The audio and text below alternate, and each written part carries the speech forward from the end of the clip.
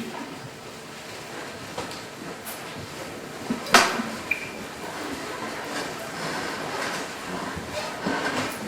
Are we ready to proceed? Yes, Your Honor. Very Yes, well. Your Honor. We're back on the record. Commonwealth of Kentucky versus Donald R. Boyd Jr., 17T105. Mr. Riley, I think you have a witness. Yes, Your Honor. Commonwealth College Deputy Brandon Rafferty. Come on up, sir.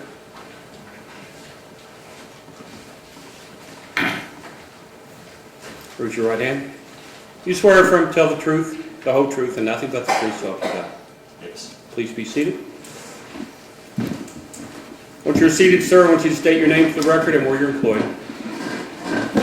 My name is Brandon Scott Rafferty. I work for the Grayson County Sheriff's Department. Mr. Ratley. Thank you. It's Deputy Rafferty, right? Yes, sir. We keep going between deputy and officer. So you currently work where? At the Grayson County Sheriff's Department Okay. And how long have you been working with the Grayson County Sheriffs? since August 13th, 2018. Okay. So just recently. Yes, sir. Okay. Prior to that, did you work for the Litchfield Police Department? I did. Okay. Do you recall how long you worked with the Litchfield Police Department? I worked for Litchfield Police Department from December 14th, 2015 until February 28th, 2017. Okay. And where did you work after you left there before you went to the sheriff's office? I worked at the Grayson County Detention Center. Okay. So back to January of 17. You were employed by, Litchfield Police Department. okay. And prior to that, did you go to any schooling or training regarding becoming an officer? Yes, sir. Where did you attend? I went to the Department of Criminal Justice Training in Richmond, Kentucky. Okay. And how long of a course is that? 23 weeks. So 23 weeks, right. And you received training on how to become an officer? Yes, sir. Okay. During the course of that time, did you receive any training regarding DUI stops and arrests? Yes, sir. Okay. What type of training did you receive? Training as far as just different clues as far as impairment whenever people are driving. Okay. Were you trained on conducting what are called FSTs? Yes, sir. What is that? It's field sobriety test. Okay. And do you recall how much training you received over those type of? I believe it was 40 hours. 40 hours. Okay. So you would have received that training in 2015? Does that sound right? Is that It would have been 2016. in 2016? Yes, sir. Okay. So you received training in 2016. What month of 2016? I started the academy in March 2016. Okay. So you received training in March of 2016, Yes, sir. and then this stop occurred in? January of 2017. Okay. Were you working the night of January the 13th of 2017? I was. Okay. And were you in a patrol vehicle? I was. Okay. Were you riding with someone? Were you by I yourself? was by myself. You were by yourself. Okay. Did you initiate a stop on the defendant? I did. Okay. Can you tell the jury why you stopped Mr. Boyd? The reason I stopped Mr. Boyd initially was for the expired registration on the vehicle. Okay. And do you recall where you stopped Mr. Boyd? Like, I do. okay, where did that occur? It was at the back part of Wal-Mart Parking lot, All right. Walmart in, Litchfield, Kentucky, which is in what county? Grayson County. Grayson County. Okay. And after, well, how many other officers were present at the stop? Just one, sir. Okay, who was that? The officer came. Okay, so you and Officer King were the only two officers. Yes, sir. Okay. Who initiated the stop? You or Officer King? I did. You did. Yes, sir. All right. How did you stop the vehicle? How did he know to stop? I turned my my blue lights on Okay. in my cruiser. All right. And did he comply? Did he stop? He did. All right. Now, did you have any type of audio or video equipment on you? I did not. did you have any type of audio or video equipment in your vehicle? I did not. Are you aware if anyone else did? I believe Officer Kane did. Okay. And there is an in-car video of the stop, correct? Yes, sir. Okay. Once, going back to initially when you stopped him, once you stopped him, what did you observe after you approached the vehicle?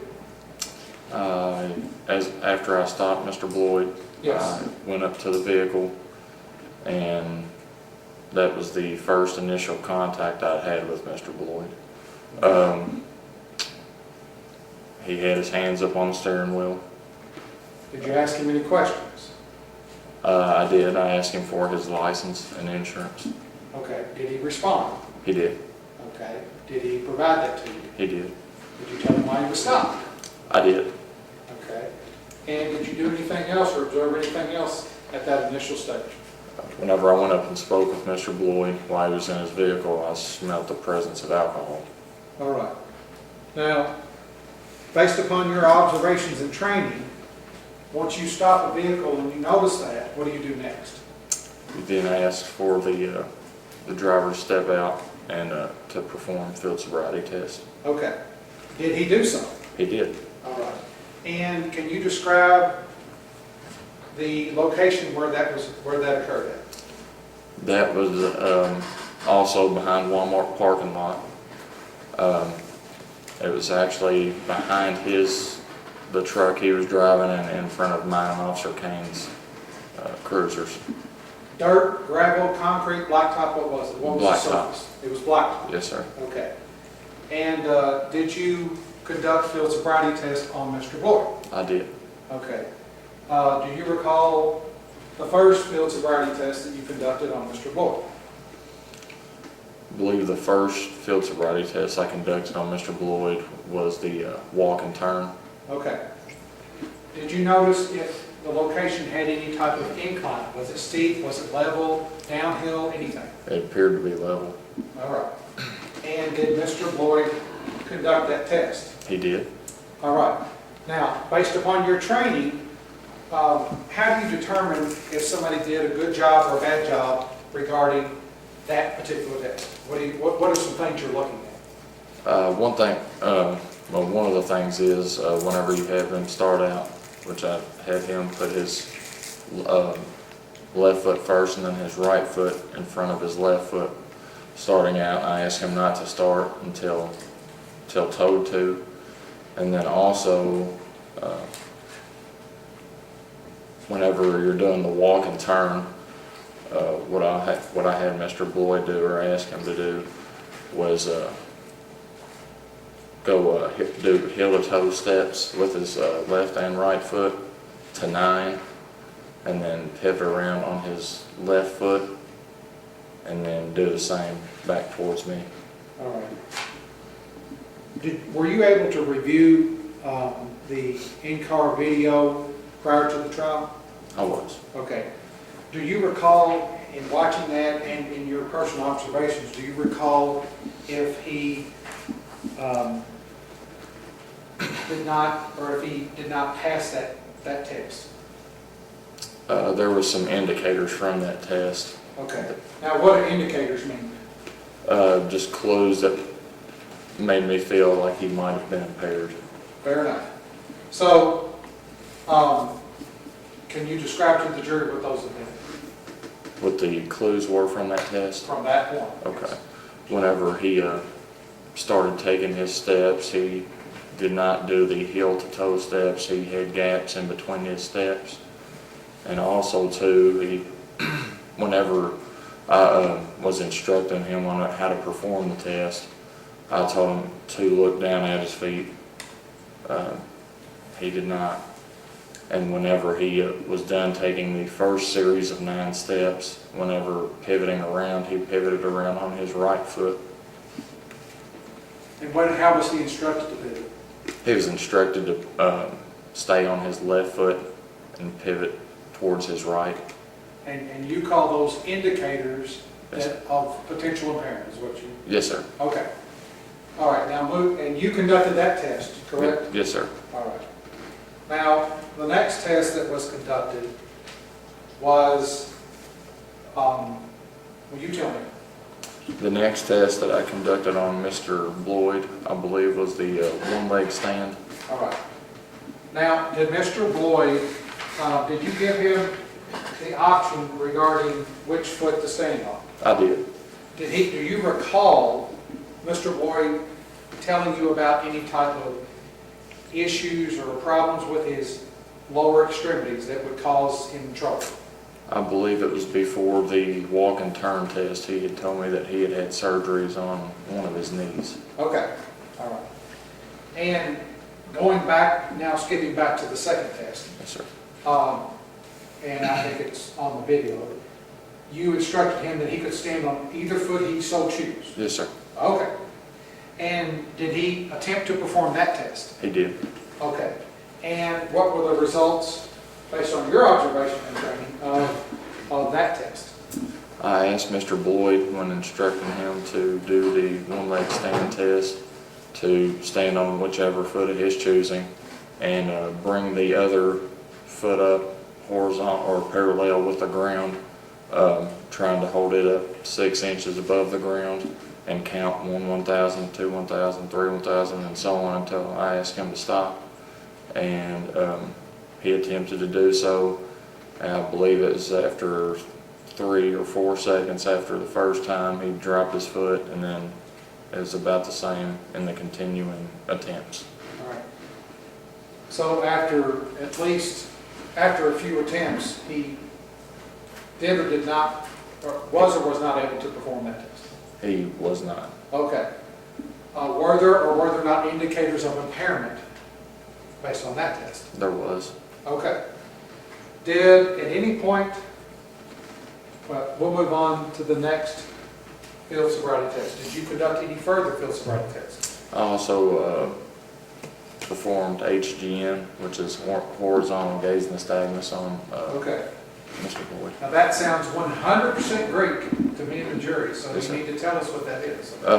The horizontal gaze nystagmus, are also referred to as HGN, is where the officer will ask the subject to watch their finger with their eyes and their eyes only, and the horizontal gaze nystagmus stands for the involuntary jerking of the eye, which occurs whenever a subject is possibly impaired under the influence of alcohol. Okay. So does his head sit still, or is it moving around on a pivot, or what's he supposed to do? His head is supposed to stay still Okay. And then where are you supposed to be standing? in front of him. And then what are you directing him to do? I'm directing him to watch my finger and just move his eyes and not his head. Did you conduct that test on Mr. Bloyd? I did. Okay. Can you relate to the jury the results of that test? Whenever I was doing the HGM on Mr. Bloyd, I'd go out to maximum deviation, which is the far outside points of the eyes, and he showed nystagmus, which is the involuntary jerking of the eyes, which is bouncing back and forth of the eyes. So you're telling me maximum deviation means, again, what? If you put your finger You out take your finger out to the farthest point of the eyes, where they get out to the peripheral of the eyes. Okay. Yeah. And as he's following your finger with his eyes, what are you looking at? I'm looking at his eyes to see if there's any like bouncing or jerking of the eyes back and forth while he's trying to follow my finger. Do you hold still at any point? We do. Where do you hold still at? The starting point and the end point, as Okay. far as going out to maximum deviation. Okay. And when you go out to the maximum deviation, the Yes. peripheral part of Yes, the sir. eye, and the eye, I'm going to let you describe it. What happens when there's an indicator of impairment? What does the eye do? That is the nystagmus, which is the involuntary jerking of the eye, which instead of just having a smooth pursuit throughout, the eyes actually, while trying to go this way, it's actually bouncing back and forth while trying to. All right. Well, do you recall conducting that test that night? I did. It's a long time ago. You sure you remember? Yes, sir. Okay. And that night, what were the results of that test? He showed signs of impairment from that test as well. Okay. Do you do it on one eye at a time, or both eyes, or how does that work? You do it on both eyes. You'll Okay. actually start in the middle and then go to one side, come back to the middle, and then the other side. Did you make this test up? I did not. Who taught you to do this test? I was taught this in the Department of Criminal Justice. Okay. Did you perform any other gazing tests? I did the vertical gaze nystagmus on Mr. Boyd, which I'm gonna guess, I know from horizontal's this way, vertical's up and down. Yes, sir. Is that, I'll let you describe to me what this is. typically what you would use the vertical gaze nystagmus is for to show if there's signs of binge drinking more than typically drink, and Okay. it's pretty much the same kind of test, but like you said, it's vertical instead of horizontal. Okay. So Does the eye supposed to, if there's a, what happens if there is an indicator of impairment on this type of test? that the subject has drank more than they're used to drinking. Okay. And do you recall the results of that test? I do. Okay. And how did Mr. Boyd perform on that test? I did not see any signs of impairment as far as binge drinking from that, Okay. from what I recall. Okay. Now, were you, were you also present during a PBT test? I was. You were present for that, Yes, sir. but I think you performed some, and then did anyone else assist on it? And then Officer Kane. Okay, Yes. all right. And as a result of all of the tests that were performed, one-legged stand, walk and turn, HDN, VGN, PBT, as a result of those 5 tests, Yes, sir. did you make a determination that night of Mr. Boyd's impairment? I did. What was your determination? I determined that he was under the influence of alcohol. Okay. Now, what did you do after you made that determination? I placed Mr. Boyd under arrest. Okay. At any time, do you recall Mr. Boyd making any statements at the scene, anywhere else, about drinking? He did tell me that he had drank prior to being pulled over. Okay. So, that's a 6th. Would that be an indicator of impairment if somebody admits drinking? I believe so. Okay. And your personal observations? Yes, sir. Okay, 7. All right. Now, where did you take Mr. Boyd? I transported Mr. Boyd over to the Grayson County Detention Center. Okay. For what purposes? That was where he was to be lodged for the time being. All right. Did you attempt to perform any additional tests on Mr. Boyd? I did. All right. What type of test did you try to perform at the jail? I asked him to submit to an intoxilizer breath test. What is an intoxilizer? It is another form of a breath test, but it's actually more accurate. And it shows the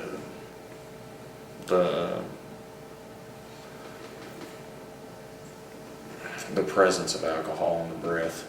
Okay. And prior to that, well, walk me through, once you get to the jail, do you do anything? Do you tell Mr. Boyd anything? Does he tell you anything? How does all that work? Well, whenever I got to the jail, I asked him if he would submit to a breath test, an intoxilizer test, and if so, then he would he would have to be observed for 20 minutes, I believe it is, Okay, before actually administering the intoxilizer test. okay.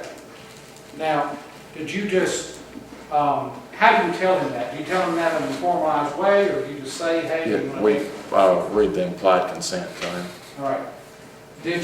Was there a document that you read to him, or was there a piece of paper, or did you have it memorized? No, I had a card that I had carried with me that actually had the implied consent on it. And you read that to him? Yes, sir. And you told him about you having to, you said there was an observation period? Yes, sir. Okay. And how did Mr. Lloyd respond? That he did not want to take the test. Okay. So,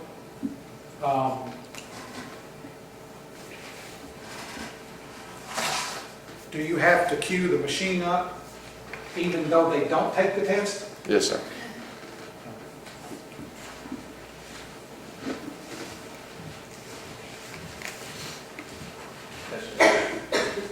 No objection, Your Honor. Very well. Okay. So, I'm going to show you a document. Yes, sir. And can you tell me what this is That This is the, I guess you'd call it receipt from, or the printed card from the intoxilizer machine. what's the top part, sir? What's the top? It says Grayson County Detention Center, And then the next line? intoxilizer, alcohol analyzer. All right. And what date was that? That was January 13th, 2017. Okay. And when it says down here, subject test, who's being tested? Or who's supposed to be being tested? Mr. Boyd would have been the one being tested. And out besides it, it says what? Refused.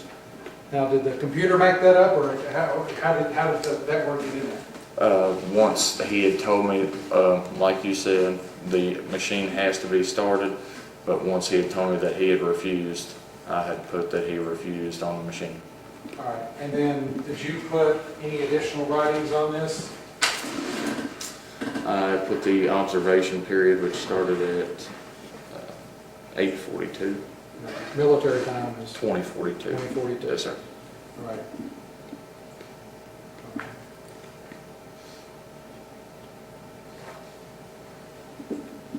Commonwealth would move to introduce as Exhibit 2 to the trial. Any objection? No, Your Honor. Enter this is Commonwealth's Exhibit 2.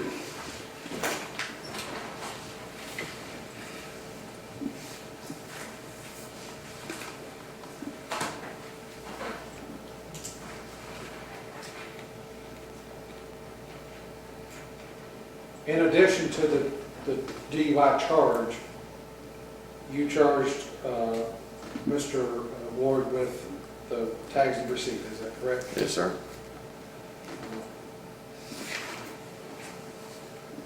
I believe that's all, Judge. Sir, do you have any questions? I do, Your Honor. Thank you.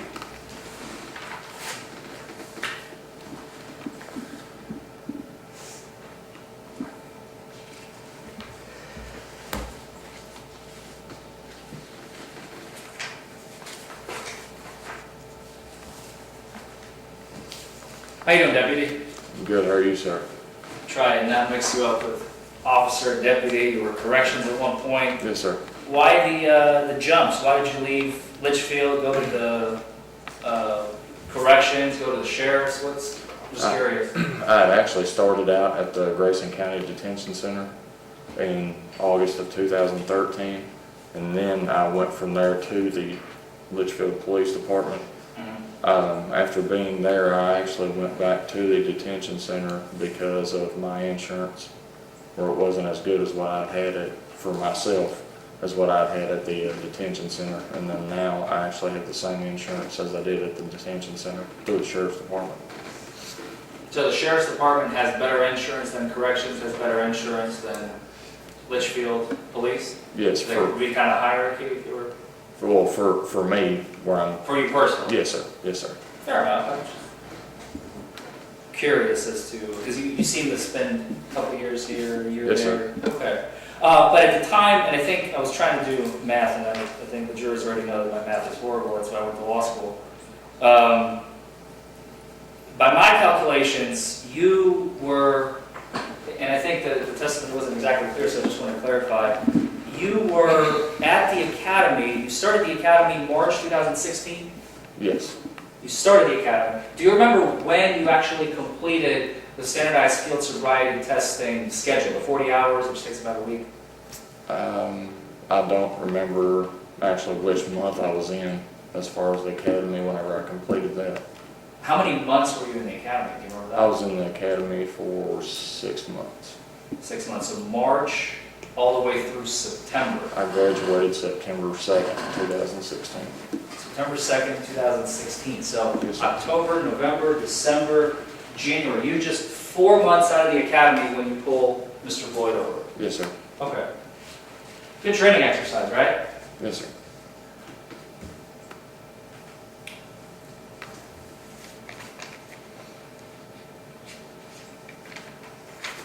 So this information would be with regard to the field sobriety testing procedure. It should be pretty fresh in your mind, would it not? Yes, sir. And you had a chance to utilize it in this case, didn't you? Yes, sir. All right. You've stated that. Well, let me start here. Okay.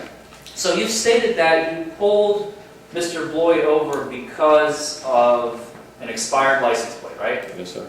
Was it you who ran the license plate with dispatch? I do not recall. But at some point, information was relayed to you that a white truck with license plate blah, blah, blah was expired. Yes, sir. And that was before you stopped Mr. Floyd's vehicle. Yes, sir. Okay. In your citation, you wrote that his plates and registration receipt, as you will later learn, were both expired, right? Yes, sir. You didn't pull him for any other reason. Not, the initial stop was not for any other reason. Was there another stop? No. So, can you please clarify, what do you mean by the initial stop? When I first stopped Mr. Boyd, it was for the expired registration alone. Okay. And you pulled him over, Yes, sir. and you began your investigation of, you began your interaction, let's call it that. It's not really an investigation at that point. It later turned into an investigation, right? Yes, But sir. before that, it was a routine traffic stop. Yes, sir. You said you had a chance to review the video prior to coming here. I did. Could you please tell us, when was the last time you've seen the video? How fresh is it in your mind? The last time I reviewed the video was this last Thursday morning. Last Thursday morning, okay. By the way, if at any point I ask you a question that you're not sure about, because I'm going to be talking about the video here a little bit, Okay. if there's a point you say, hey, I don't remember that, we can always go back to it, rewatch it, so don't Okay. panic. I got you, okay? Okay. All right. So in the video, because we had a chance to watch it together today when Officer Kane was testifying, Yes, sir. so it's fresh in our minds, much fresher than yours. At one point in the video, we could hear right as Officer Kane is exiting his vehicle where the in-car video is, Mm-hmm. and he's the one with the microphone, right? Yes, sir. You do not have a microphone? No, sir. So we already discussed and directed, there's no camera. No, sir. In your vehicle, you don't have any recording equipment, no body cam, no nothing. No, sir. At some point, right when Officer Kane exits his vehicle and you exit your vehicle, you kind of cross paths. And because Officer Kane is coming from the left side going towards the passenger side of Mr. Wood's vehicle. Do you remember that? I believe so. I don't quite recall, but I'm not for sure. Your vehicle was to the right, kind of like to the right rear of Mr. Wood's vehicle, Yes, sir. right? Yes, sir. And you came up to Mr. Floyd's driver's side Yes, sir. area of the vehicle, right? Yes, sir. And at some point, right before you approached Mr. Floyd's vehicle, you and Officer Kane had an exchange. Do you remember that? Very brief, just a few words exchange. Do you remember that? I believe so. And do you remember Officer Kane telling you to go ahead and get him? I don't recall. Would you like a refresher, sir? That's fine. If you could come around here. Yes, sir.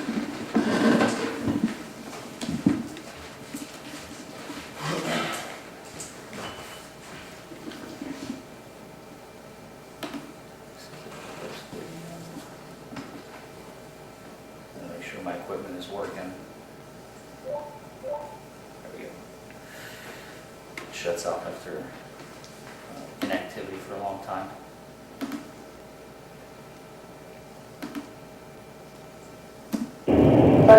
Does this look like the video that you watched Thursday morning? Yes, sir. Is that your vehicle? This is right there? And this is Officer Kane's vehicle with the dash cam? Yes, sir.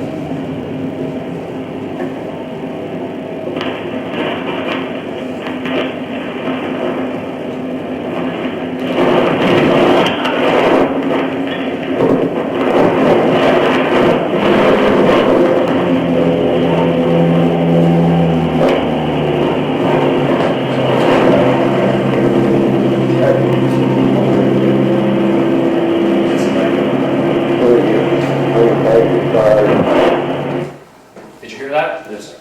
Have a seat, please. So Officer Kane tells you to go ahead and get him. Is that what we heard? Yes, sir. And then a few seconds after that, to this day, I've listened to this video probably about 100 times, and I still can't make out, there's too much ambient noise.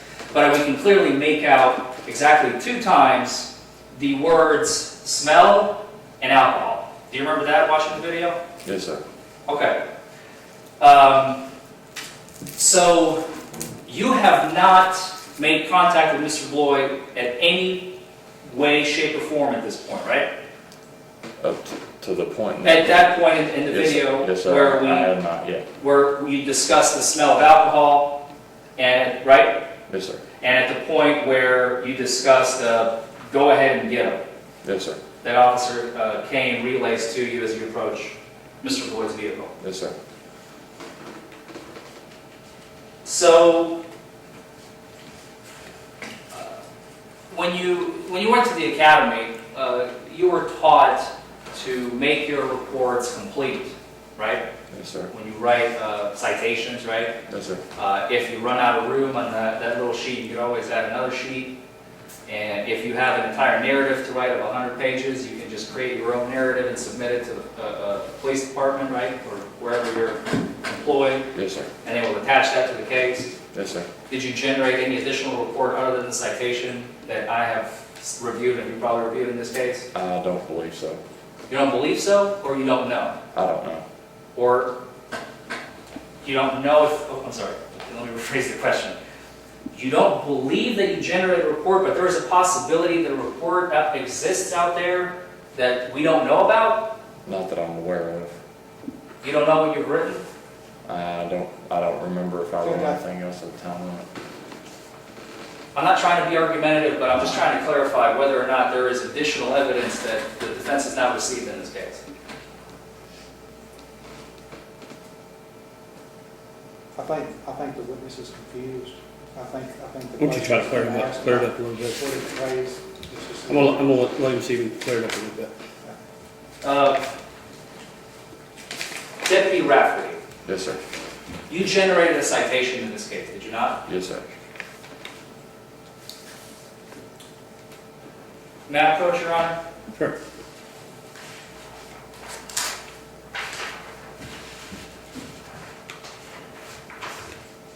Does this look like the citation that you generated in this case? Yes, sir. Okay.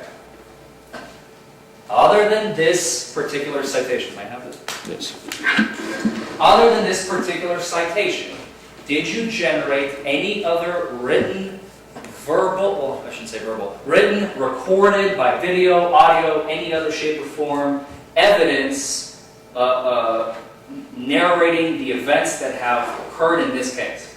No. Okay. So this is the only piece of narration that you have written down about Mr. Boyd and the events that transpired January 13, 2017? Yes, sir. All right, beautiful. Judge, just to clarify, I mean, the document that I tendered into evidence of the intoxilizer is additional evidence that he's already testified to. I'm just saying, and it's, I believe I specified narrative, if I'm not mistaken. If I did, I'm just going to re-clarify. It's just we're talking about narrative description of the case. Go ahead. Thank you, Judge. And you, when you went to the academy, you were taught to make your reports as complete, accurate, truthful as possible, right? Yes, sir. So anything that you saw during your investigation that you thought was important, you would write down, right? Yes, sir. Did you do it in this case? Yes. And anything that is irrelevant, unimportant to the investigation, you see a bird fly by or something, you're not going to write it down, right? No. Or if you see a certain piece of evidence that you don't think is going to assist you in the charges, you're not going to include that in your citation, right? I would. Can you please explain? Typically, whatever you're charging the subject for, you would include that in your narrative.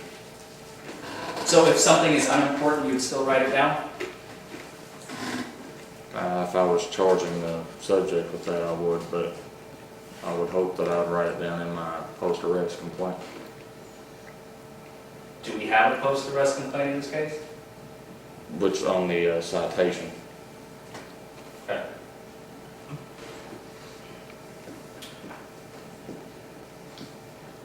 Let's talk about the stop itself, okay? I want to talk about you're in the Wal-Mart parking lot. Where do you first spot Mr. Boyd's vehicle? I believe I had first seen his vehicle at Murphy's gas station which is connected with Wal-Mart parking lot. Were you, by any chance, next to Officer Kane's vehicle at that time? I believe I was. I'm not for sure. Were you all communicating in any way, shape, or form between each other prior to the stop? We were. Was it via cell phone, via radio? By cell phone. After Mr. Boyd has left the Murphy's gas station, did you have a chance to observe his driving? I did briefly. Did you lose sight of him at any point? I don't believe so. So you saw him the entire time from the moment he left Murphy's gas station all the way to the moment that he stopped the vehicle after he turned the blue light? Yes, sir. You did not see him commit any traffic violations? No, sir. He was not driving erratically? No, sir. He was not speeding? No, sir. He was driving at an appropriate speed for a parking lot? Yes. He was not weaving side to side? No. He was not varying in speed, which is common with drunk drivers. You know, accelerate, slow down, accelerate, slow down. He You was didn't not. see any of that? He was not. He did not make any sharp turns in the parking lot. No, sir. He did not make any sudden turns. I don't believe so.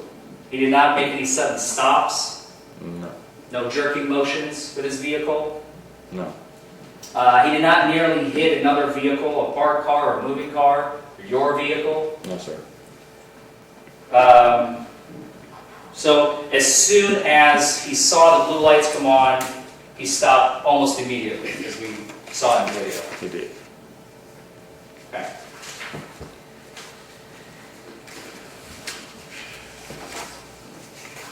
After you pulled Mr. Boyd over, you exited your cruiser, right? Yes, sir. And you approached Mr. Boyd's driver's side window. Yes. Did he have the window rolled down at that point, or did you ask him to roll it down? I do not remember. But at some point the window rolled down, right? Yes, sir. You had a chance to speak with and interact with Mr. Boyd, right? Yes, sir. Have you ever had any interactions with Mr. Boyd before? I have not. So you don't know his speaking patterns, you don't know the way that he acts, talks on a normal basis? sir. You never hung out with him on a Sunday afternoon to just kind of get a feel for the guy, No, sir. either before or after the arrest? No. In your citation and in your investigation, you never mentioned that you heard slurred speech, right? Because there was no slurred speech? I believe there was slurred speech, but I did not mention that in my post-arrest complaint on my citation. So you made an incomplete report, is that what you're telling us today? Yes, sir. You left out important information that you're testifying to today. Objection, Judge, that's his characterization. The jury is the one that's going to determine whether or not something is the importance of what the officer did or did not put in a citation. Your Honor, again, I'm simply going to the heart of the matter because the officer has testified moments ago that he makes his reports complete, accurate, and truthful, and if he is going to testify here today that he has omitted important information from the citation, then that goes to the heart of the issue as to his credibility, and I just want to highlight that for the jury. Very well, go ahead. Thank you, Judge. You did not see any red, bloodshot eyes, right? I do not recall. You didn't see any glassy eyes? His eyes were glassy. You did not see any flushed face? His eyes, or his face was flushed, so. You did not see his clothing being disheveled? What do you mean? Kind of messy, you know, sometimes you'll see that in intoxicated people, their clothing will be all rattled up. I don't recall them being like that. You did not see any evidence of puke or him throwing up on himself or anywhere else in the vehicle? No. He did not appear disoriented as an impaired individual will sometimes be? He did. He seemed disoriented? Well, he seemed that he was impaired at the time when I spoke with him. He had no trouble speaking to you, right? He was able to speak to me, yes. He had no trouble understanding you? Objection, how can he know what the defendant knows? How can he testify to what the defendant knows or doesn't know? That's pure speculation on the part of the officer. Your Honor, I would argue just simple his present sense impression of what he saw if he asked the question at some point and my client looked confused or did not understand and asked to repeat, that sort of thing. I think he's already testified that he was confused. But I'll move on, Judge. thank you. The questions you did ask him, he did not have trouble responding to those questions, right? No, sir. He responded to them fully and completely as you requested Yes. during your field sobriety test investigation, right? Yes. When you asked him to produce the insurance card and license, he produced that, right? He did. He couldn't find the registration receipt because there was an expired one, excuse me. Yes, sir. He did find it and it was expired, he showed it to you, right? Yes, sir. So he had no trouble producing all the documents that you requested. Now, you may recall from your training, well, actually, let me ask this question first. He did not fumble or drop any of the documents, did he, when he was handing them to you? I don't recall him doing that. He didn't have trouble getting them out of his wallet, glove box, I don't believe so. and it is known from your training, which you're a little bit more removed from it now, you're about 24 to 28 months away since you're, I don't know, like I said, I can't do math, but somewhere around 2 to 3 years. But you remember from your DUI training, you were taught that alcohol affects the motor skills of a person, right? Yes, sir. And the dexterity of the fingers would be hindered, would be worse than if the person were sober, right? It could be. Could be. So an individual who was impaired would have difficulty getting documents out, wouldn't he? Depending on how impaired. So if they were not under the influence, they would have lesser trouble, right? Than if they were under the influence, right? Possibly. Okay. You stated you detected, what did you say? You smelled the presence of alcohol. That's what you testified to, right? Yes, sir. And in your citation, I think you wrote there was an odor of alcoholic beverage, right? Yes, sir. Okay.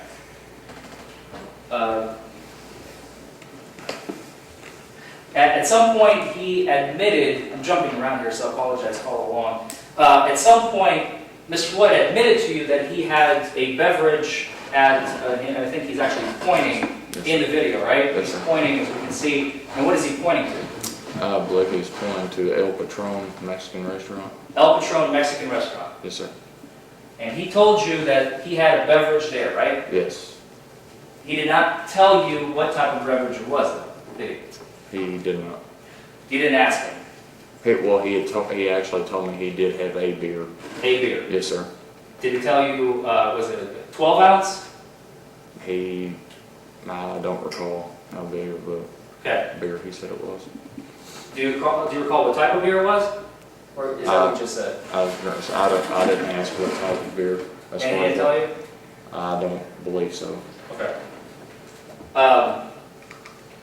You are aware that it is, we covered this with the jury, but I want to kind of ask this question of you. You are aware that it is legal to drink and then operate a motor vehicle, right? Yes, sir. So long as you're not under the influence. Yes, sir.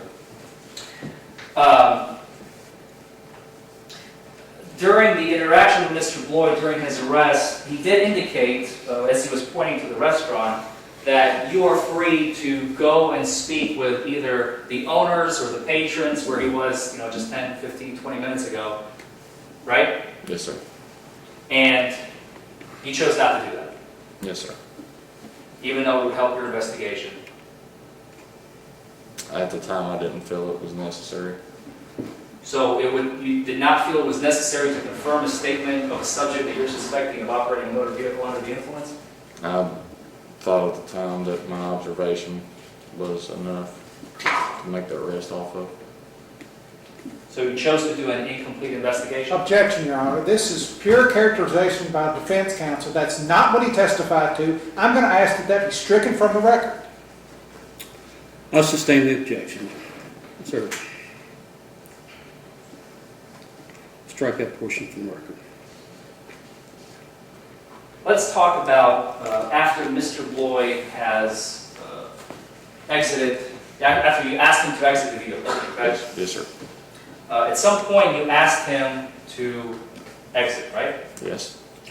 And he had to open his car door, which he had no trouble doing. Yes. He did not use the door to balance himself, as we can see on the video, right? Yes? Yes. Yes. I need a verbal response from the Sorry. record. I'm sorry, it's just procedure. Yes. He got out of his truck without any issues, right? Yes, sir. He did not stumble.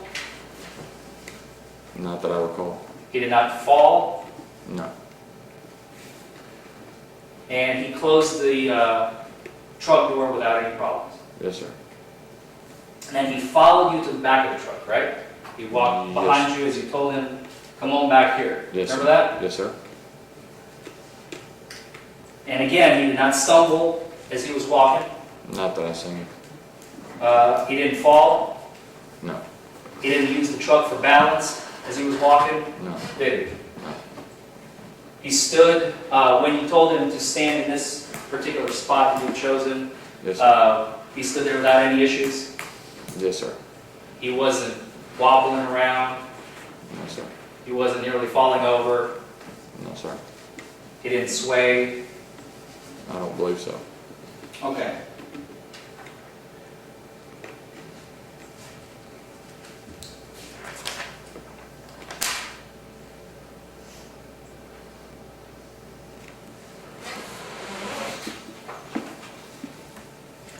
Do you remember at the academy,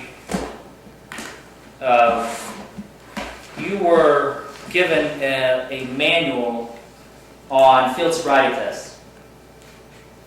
Yes, sir. Do you still have that manual? I do not, sir. You didn't keep it? I believe I did, but I'm not sure exactly where it's at. All right, that's fair. I don't know if you know this, but I actually myself have the same training that you do. I took this course, 40-hour course with this guy named Tony Objection, Palacios. relevance. I don't see why we need to know what classes the defense counsel have taken, Judge. I just find that to be completely irrelevant to the trial. I'm simply letting the officer know that. I think it's irrelevant. And I've asked the court for a ruling on relevance. I'll sustain it. It's not necessary. I'll move on, Judge. Let's talk about the first field sobriety test that you asked Mr. Boyd to perform. Yes, sir. It was the walk and turn, right? Yes, sir.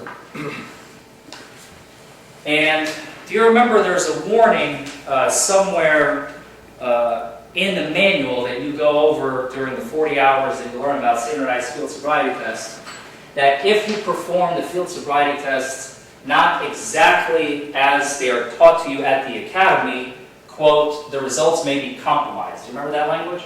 Yes, sir. What does compromise mean to you?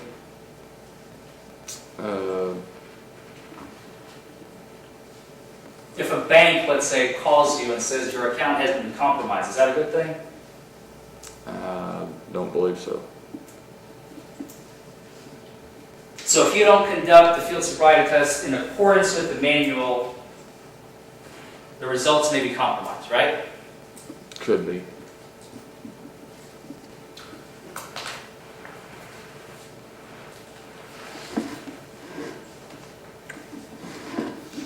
Before you are to administer any of the, well, there are two portions really to the field sobriety test themselves. I'm talking about the 3 battery tests, the walk and turn, one leg stand, HGN.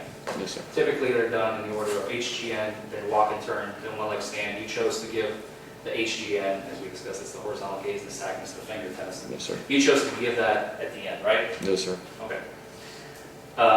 So let's start the way you did it. Let's talk about the walk and turn. As we saw in the video, you gave him some instructions for the walk and turn, right? Yes, sir. He did not sway while you were giving him the instructions. He stood perfectly still, right? As we saw in the video, or you saw last Thursday. He paid attention, to your knowledge. Did he look like he was paying attention? He appeared to be. He did not stumble or fall during the instructional phase? No, not while I was instructing him, no. Do you recall that it is mandatory for you to ask any subject you're about to administer a field sobriety test to, the physical portion, whether or not they've had any medical issues? Yes, And you didn't do it in this case? I did, which is when he told me he had had the surgeries on his knee. So your testimony in this courtroom today is that you have told Mr. Boyd, do you have any medical issues that could hinder your ability to perform these tests? I believe I did, but I'm not 100% sure. So now you believe. Would you like to refresh your memory using the video? Yes, sir. Let's go to the video.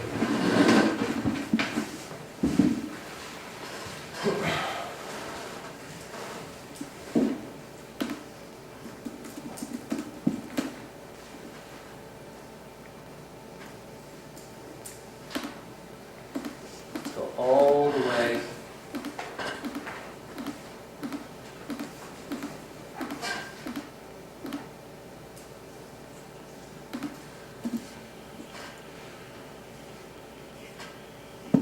Hold on 1 second.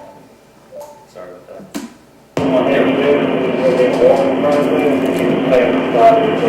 Can you please point out when you make that statement? Left foot, right foot, on your left foot. When I say go, you're going to say now go, toe step, go. 1, 2, 3, so on till 9. Then you're going to stay on your left foot. But you're just going to pivot around.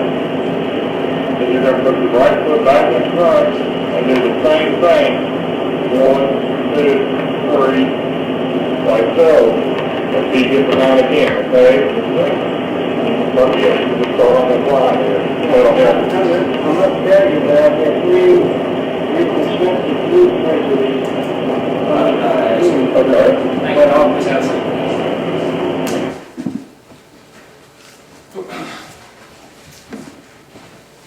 And you told Mr. Boyd to, quote, go ahead, end quote, after he tells you he had 3 reconstructive knee surgeries on his left knee.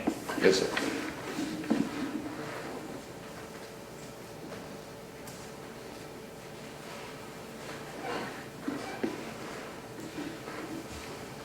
let's dive into the eye test.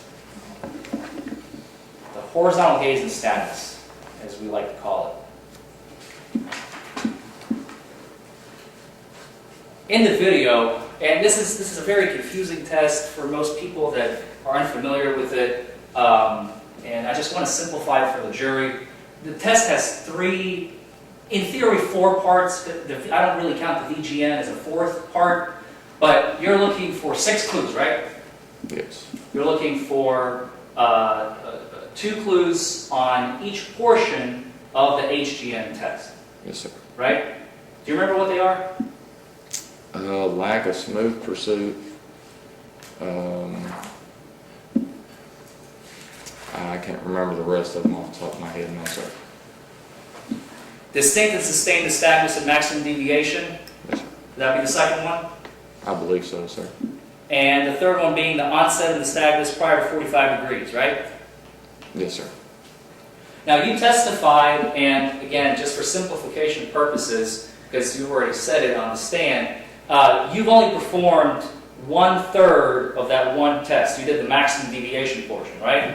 I did the maximum deviation, I believe. I did the onset to 45 degrees, I believe, but I'm not for sure. Would you like to review the video to ascertain that? No, sir. Okay. And you stated that you saw clues in the one test you did actually perform, right? Yes. And according to the manual, what does 2 clues mean? Is it a pass or fail? 2 clues? Yep. It shows signs of impairment, not necessarily fail. Well, the manual is quite specific on the issue, sir. Judge, the defense attorney's testifying at this point, Judge. I think he can ask the question, and he can answer it based upon his training and knowledge. That's the only thing he can do. That's correct, sir. That's fine, Ron. I'll rephrase the question. Are you aware, I'll phrase it this way, are you aware, sir, that the manual states that if the subject during the 3 portions of the horizontal gaze and nystagmus test, if you observe 4 clues, that is considered that the subject is impaired? Is it true or not true? I believe that is true. It says nothing about 2 clues anywhere in the manual. Is that true? I'm not for sure. But you only saw 2 clues, right? Yes, based on the maximum deviation test. Which was just 1/3 of the national standardized test formulated by the National Highway Traffic and Safety Administration. Yes, sir. You decided to only perform that one portion rather than the test that was the national standard given by them, correct? Yes, sir. You also performed the vertical gaze and nystagmus, right? Yes, sir. Do you know what a confirmation pass is, sir? Not that I recall, no. You stated that you saw 0 clues on the vertical gaze and nystagmus, right?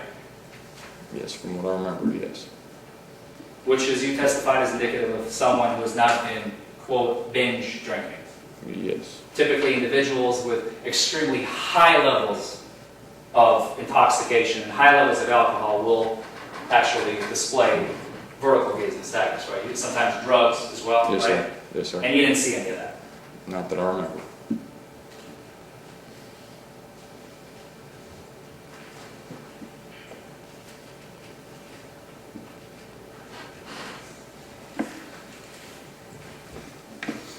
After you performed the battery of tests, or portions of the battery of field sobriety tests, you administered a preliminary breath test, also known as a PVT, to Mr. Boyd, right? Yes, sir. Do you remember what type of instrument was used? What is the name of it, the PVT? They all come from different companies. You got the alpha sensor, you got some other ones. I do not remember which this one was. Did you read the instructional manual, or the user manual, I should say, not really instructional, you're not a technician, the user manual on how to administer the breath test that was given to Mr. Boyd? to that preliminary breath test, Yeah. I don't believe I did to that one, sir, no. So you have no idea how it works? Object, I'm asking the question, Your Honor. I object, may I approach? Sure. Wait a minute. Judge, that's the third time. That's the third time he's put words into the officer's mouth. Now, that is not the case. That last outburst, that statement, was not a question. That was not a question. That was a statement made by counsel. You have no idea what you're doing. And I object to that, and I'm going to ask for sanctions if it happens again. Sir, you don't need to take that. We'll make those comments.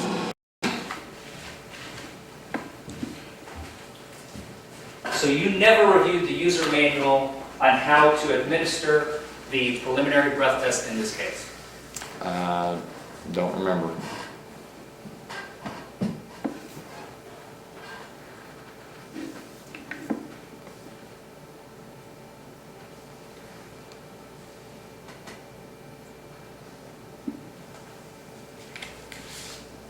You have also were present when Officer Kane had asked Mr. Boyd a couple of questions. Do you remember him asking Mr. Boyd a couple of questions about his level of intoxication? Specifically, the question was, on a scale of 1 to 10, how drunk are you? Do you remember that? I don't remember it off the top of my head, no, sir.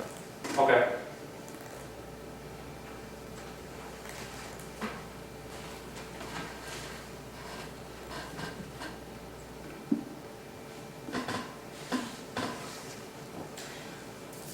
At some point, you placed Mr. Boyd in handcuffs and placed him under arrest, correct? Yes, sir. He was placed in your cruiser on the way to, was it Grayson County Jail? Yes, sir. Grayson County Detention Center. Grayson County Detention Center. Yes, sir. He was in your cruiser on the drive there. Yes. The drive is about, what, 5-10 minutes? Maybe 5 minutes. Maybe 5 minutes? Did you have any conversations with Mr. Boyd while he was in the backseat of your cruiser? I don't remember. And you already stated you have no video or audio recording equipment in your vehicle, right? I did not. Or on your person? I did not. You do not have any personal equipment that you maybe turned on to No, sir. record anything? No, sir. Okay. Eventually, you both got to the jail, right? Yes, sir. Officer Kane, at the time that you arrived to the jail, was not there yet, correct? I don't believe so.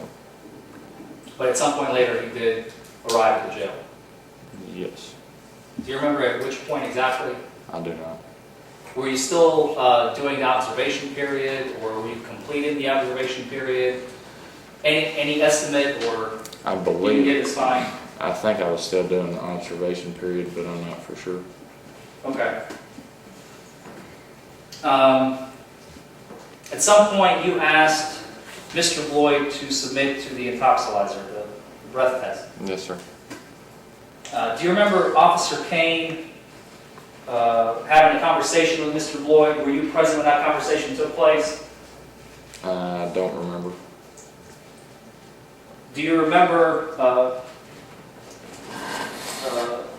Mr. Boyd asking if he submits to the intoxilizer machine, would he still have to spend the night in jail? You remember him asking that? I believe I do. And do you remember the answer being, yes, he would? I don't remember what the answer was. I do remember the question that Mr. Boyd asked, though.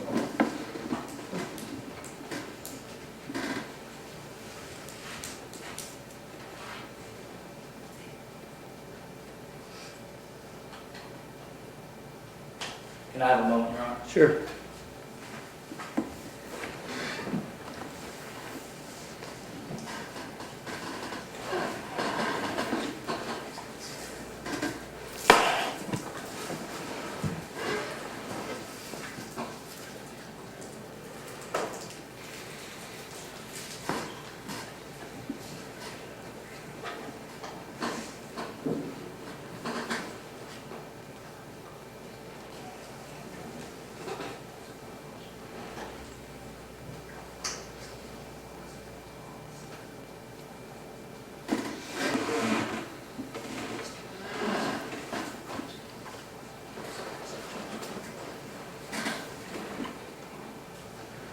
Do you recall from the video or from the memory, and some portions of the PBT were administered by you, right?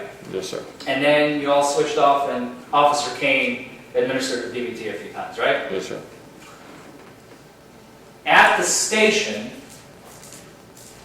you were the one who asked Mr. Floyd whether or not he would submit to the intoxilizer, right? I believe so. You believe so. I don't remember. Could it have been somebody else like Officer Kane? Could have been. No further questions. Can you read, Rick? Yes, Your Honor. Deputy, I don't mean to get personal, but unfortunately we're going to have to. I don't want to leave a misimpression in the jury's mind. Do you suffer from any type of physical ailments yourself? I do. What is your condition? Type 1 diabetes. All right. And as a result of that, do you have exorbitant costs for that medicine? I do. Okay. Is that the basis for you having to switch jobs a couple of times? Yes, sir. It's not a situation where you were removed from the Litchfield Police Department, No, sir. removed for conduct, No, sir. nothing like that. No, sir. Simply, you couldn't afford your medical bills. Yes, sir.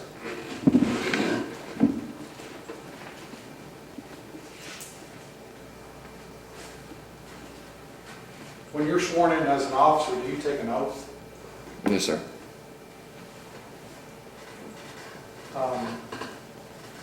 Did you take an oath today when you got sworn Yes, sir. to tell the truth? Yes, sir.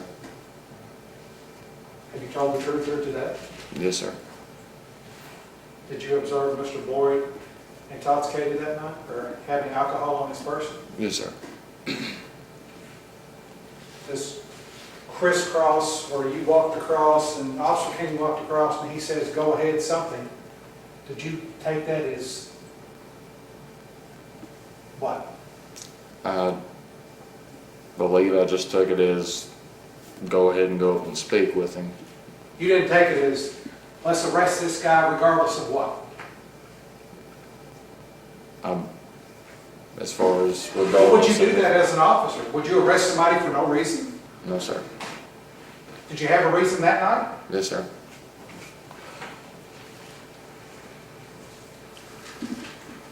You hadn't been out of the academy very long. No, sir.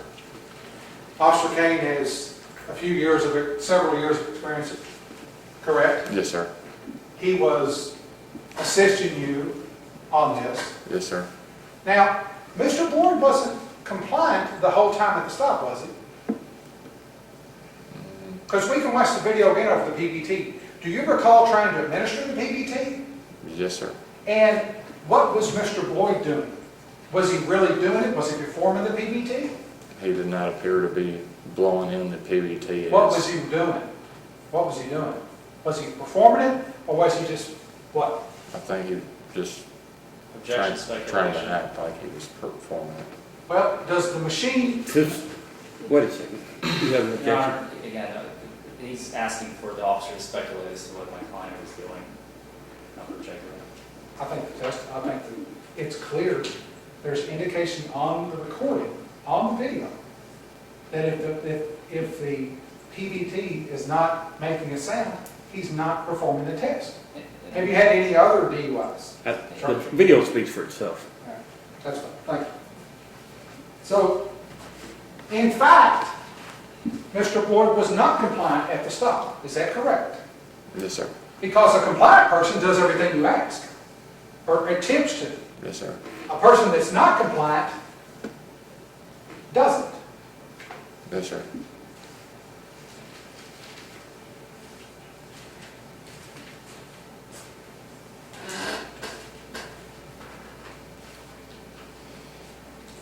You were the officer at, well, regardless, you, Officer Kane, did you do the 20-minute observation with Mr. Boyd?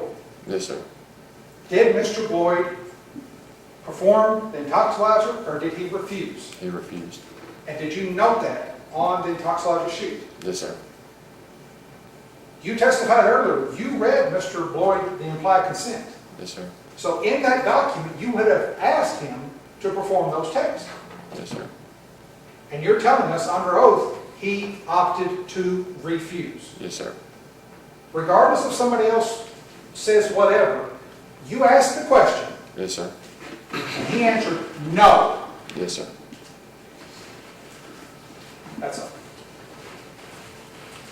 Very well. Any other witnesses? You missed upside, sir. Any other witnesses? Come.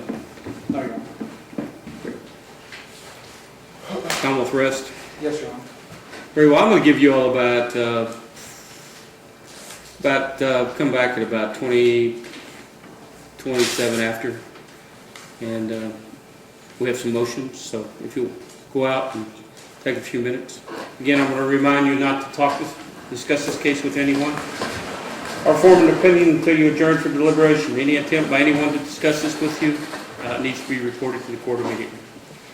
If you go out and take about